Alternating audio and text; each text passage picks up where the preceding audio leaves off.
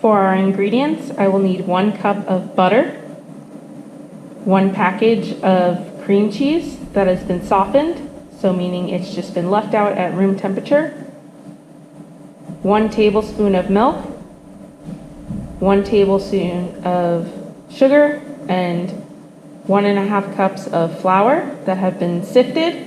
So I put them in a food processor to break up the grains and make it light and fluffy.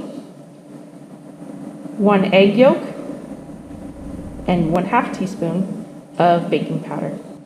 First, we're going to beat the butter, cream cheese, and milk into an electric mixer.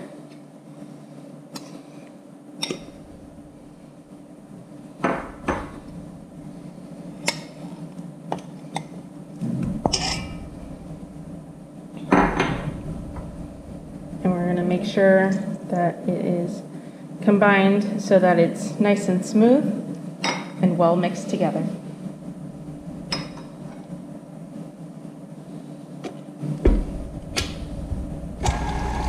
And putting it on a low speed so that it can combine.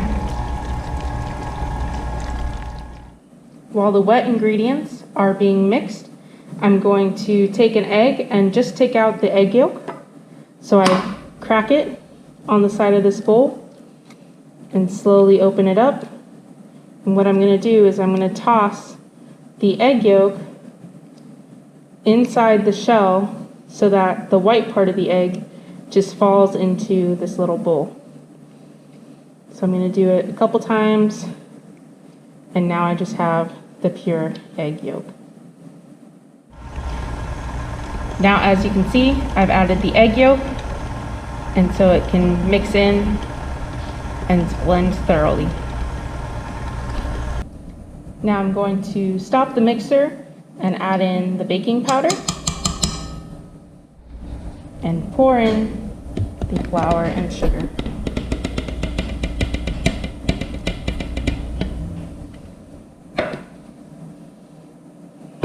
And then I'll allow those to stir, making a nice dough.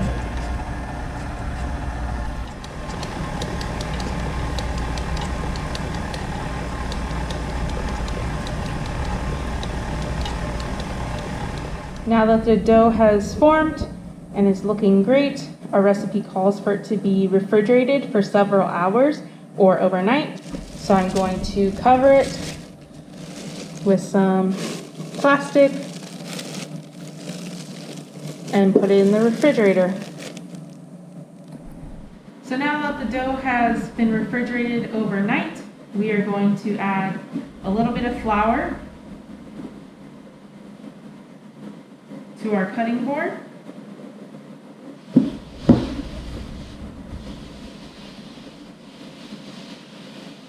This is so that the dough doesn't stick to the board as we roll it out.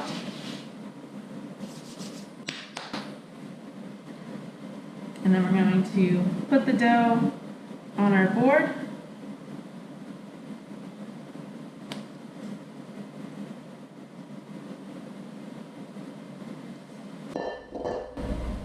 And then flatten it out.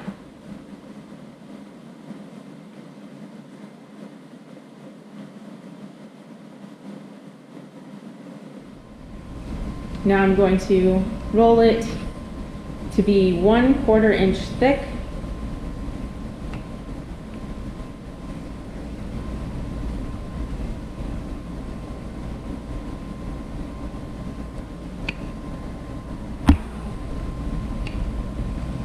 And I'm making sure that it's an even amount of thickness so that all our cookies are the same size.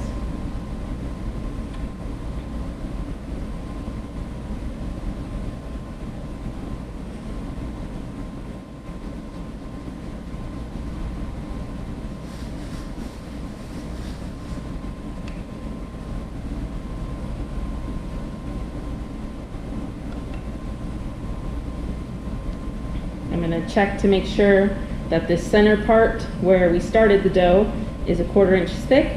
So I place my finger down in it and that looks good. So now I cover up the hole, roll it a little more,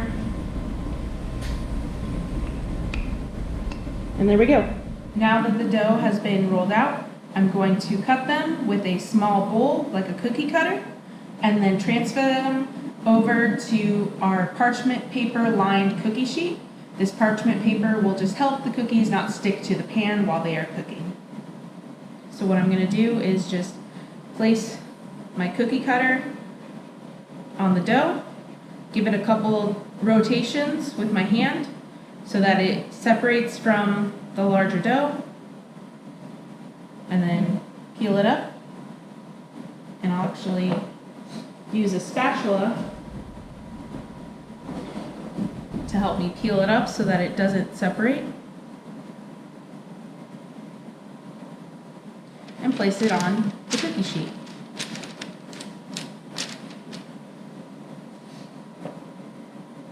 And I'll do a second one. A couple of rotations.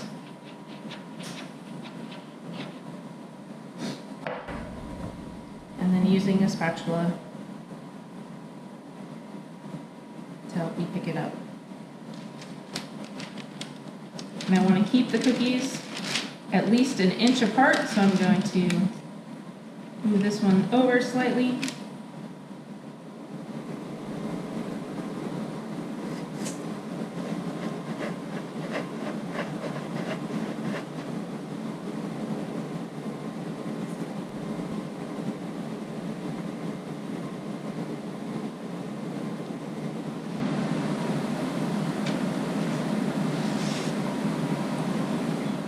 Now that I've cut 4 cookies out of the dough, I'm going to reshape the dough so that I can use the rest of it.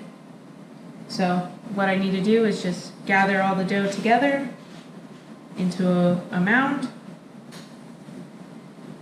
reflour my rolling pin, and it's okay if a little bit of the flour gets on the cookies.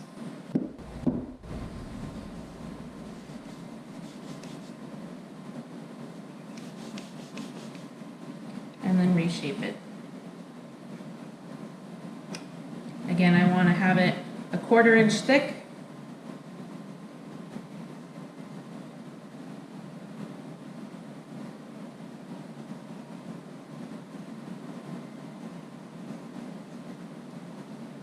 That's pretty good.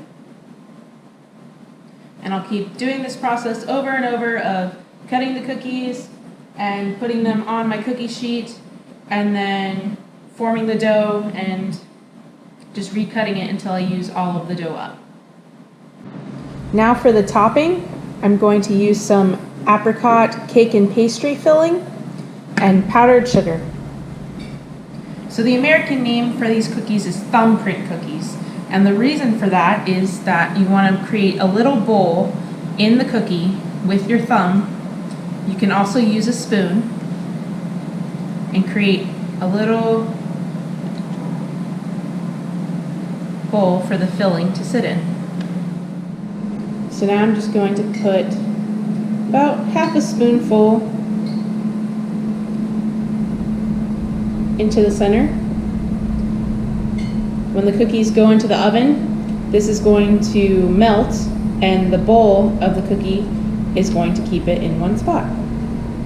So I'll do these to the rest of the cookies. Thumbprint the bowl.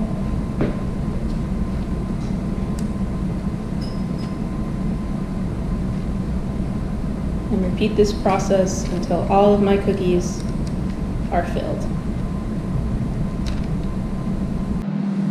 Now to finish it off, I'm just going to sprinkle a little bit of powdered sugar on top of each cookie.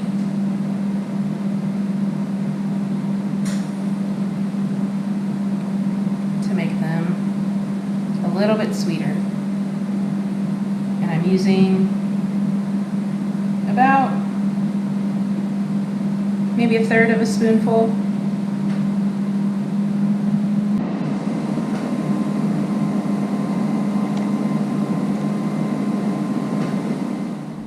Now the recipe says that they need to bake for 10 to 12 minutes. Because these are a bigger cookie, I'm going to bake them for 12 minutes.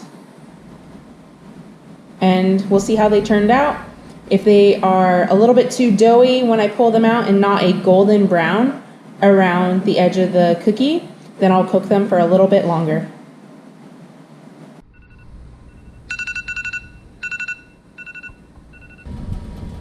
So now that it's been a couple minutes, I'm gonna pull this top rack out because it's golden brown. And the bottom pan still needs to cook. So to check and make sure that the cookies are done, I'm just gonna poke this thicker part with a fork. And it came out cleanly, so I know that it is all the way cooked, and I'm gonna allow these to cool. Now that the cookies are done, I'm gonna place them on this cooling rack so that air is able to cool them down on all sides.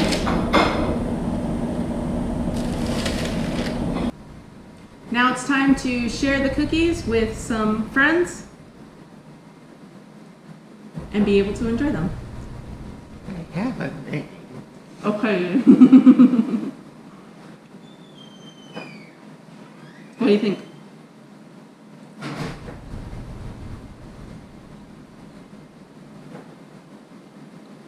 Don't know why, but it kind of tastes like a biscuit.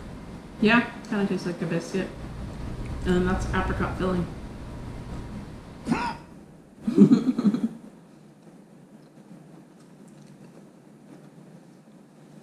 What do you think?